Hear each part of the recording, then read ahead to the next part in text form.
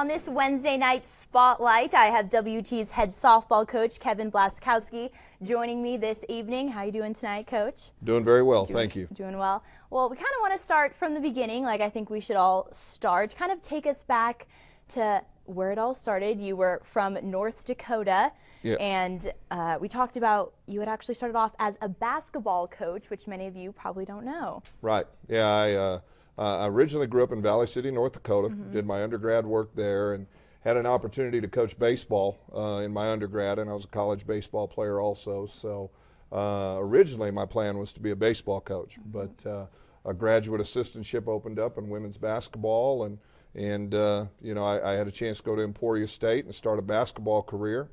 Ended up at Kansas Wesleyan a couple years later and was offered a softball job, and you know, the rest has been history. I walked away from basketball and became a full-time softball coach.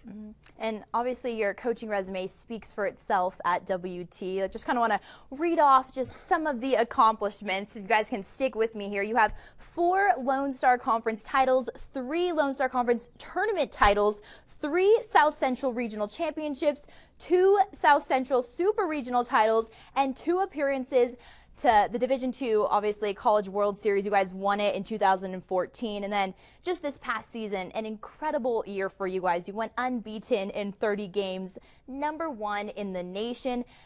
You have a fairly young group this year. How do you kind of keep that, you know, standard of excellence but not put too much pressure on them? Well, you know, Brianna, I think that the key thing is what you just said, don't put pressure on anybody.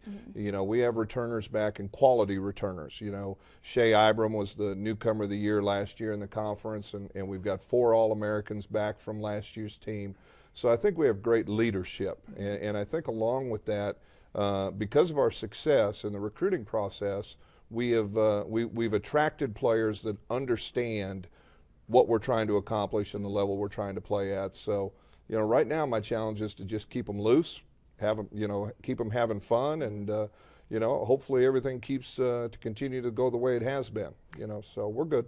And you have a new addition to the coaching staff as well, Lacey Taylor, All-American last year. Can you kind of talk about the transition just from having her as a player to now part of the coaching staff? Yeah, you know, Lacey was a 4-year player for us, and 2-time All-American and a 2-time National Player of the Year finalist, and had a great career. And she came to us about a year ago and said she wanted to give coaching a shot, and you know, she's rotated in and done a great job this fall. You know, she was a team leader for us.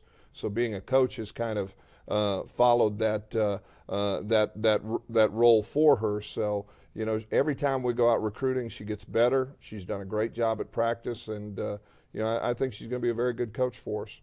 I did want to talk about one of the things I enjoyed last year is your altercations with umpires. It's, you know, you've had quite some funny stories. What is kind of the funniest exchange you've had with an umpire?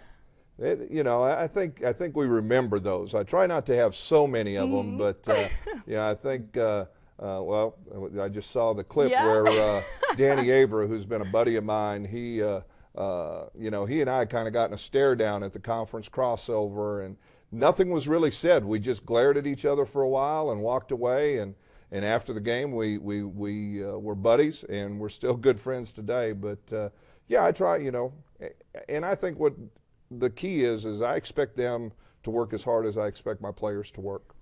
That's awesome. And I just wanted to quickly say, obviously we have Christmas this weekend. I assume you're going to be spending it with your wife April and your 2 daughters. What does a Blaskowski household Christmas look like? Well, it's really a time for us to relax as a family. You know, April's a 1st grade teacher, and we're very busy all throughout the year, and both girls are getting more and more active in school. So we're going to relax. We're going to spend some time in Cache, Oklahoma with April's family, and you know, hopefully it's just going to be a nice quiet Christmas and a chance to spend time together. I mean, that's probably the best gift we can give each other is our own time. Right. Well, we hope you guys have a very happy holidays, and I'm excited you could join us for tonight. We'll bring him back in when the Lady Buffs get closer to their season in February.